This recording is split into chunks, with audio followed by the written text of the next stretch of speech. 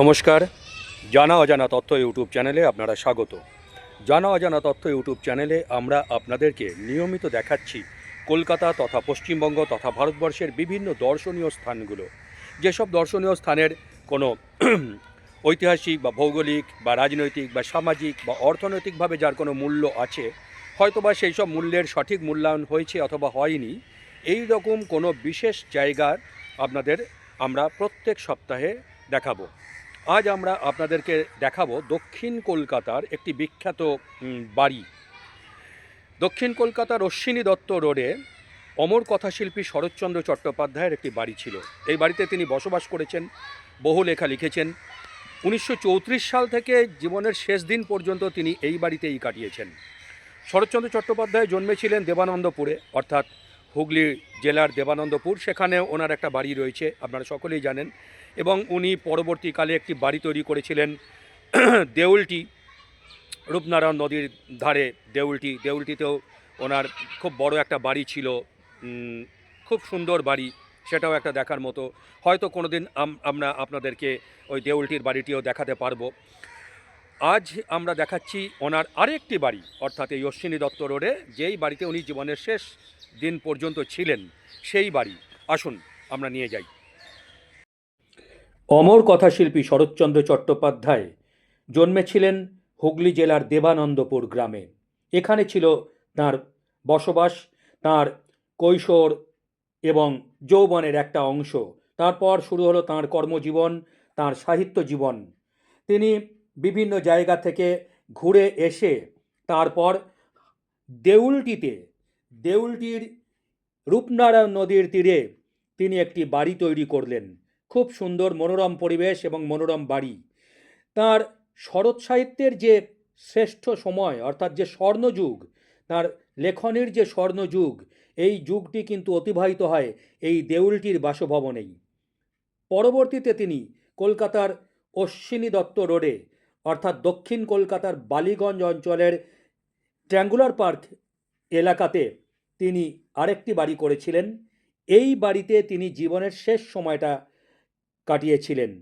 1934 সাল নাগাদ তিনি এখানে এসেছিলেন এবং জীবনের শেষ সময় পর্যন্ত, যতদিন তিনি এখানে সুস্থ ছিলেন এই বাড়িতে, ততদিন এই বাড়িতেই থেকেছেন। তারপর তিনি অসুস্থ হয়ে পড়েন এবং তাকে একটি নার্সিংহোমে ভর্তি করা হয় এবং সেখানে তার শেষ নিঃশ্বাস তিনি ত্যাগ করেন। কিন্তু এই বাড়িতেই তার জীবনের শেষ সময়টা কাটিয়েছেন তিনি। এই অশ্বিনী দত্ত রোডের শরৎ ভবন। আজ এই শরৎ ভবনে নানান অনুষ্ঠান হয়। আজও তাঁর উত্তরসূরি কবি সাহিত্যিকরা এখানে আসেন তাঁকে শ্রদ্ধা জানাতে, প্রণাম জানাতে।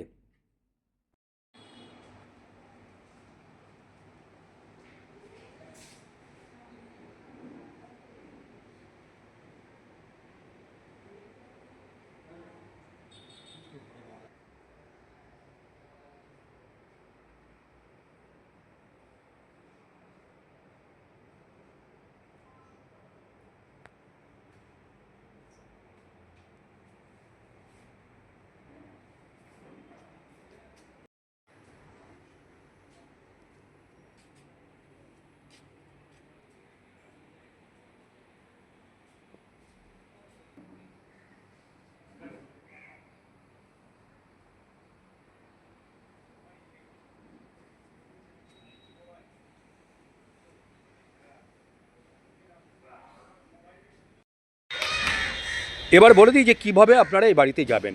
দক্ষিণ কলকাতার ট্র্যাঙ্গুলার পার্ক, এই ট্র্যাঙ্গুলার পার্কে যে কোনোভাবেই আপনারা নামছেন, নেমে আপনারা যদি ট্রেনে যান বালিগঞ্জ স্টেশনে নামছেন, বালিগঞ্জ স্টেশন থেকে অটো ধরে আপনারা ট্র্যাঙ্গুলার পার্কে নেমে যেতে পারেন।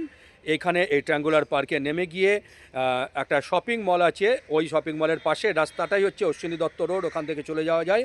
ওখানে গিয়ে আপনারা যাকে জিজ্ঞেস করবেন সেই বলে দেবে যে শরৎচন্দ্র চট্টোপাধ্যায়ের বাড়িটা কোথায়। দেখলেন, আজ আমরা আপনাদেরকে দেখালাম দক্ষিণ কলকাতার অশ্বিনী দত্ত রোডে অবস্থিত অমর কথাশিল্পী শরৎচন্দ্র চট্টোপাধ্যায়ের বাসভবন, যে বাসভবনে উনি জীবনের শেষ দিন পর্যন্ত ছিলেন। 1934 সাল থেকে জীবনের শেষ দিন পর্যন্ত এই বাসভবনেই তিনি তার জীবন যাপন করেছিলেন। এখানে আজ নিয়ে গেলাম। এরকমই আমরা আগামী সপ্তাহে অন্য আরেকটি জায়গায় আপনাদেরকে নিয়ে যাব। ততক্ষণ আপনারা আমাদের সাথে থাকুন, পাশে থাকুন, ভালো থাকুন। ধন্যবাদ।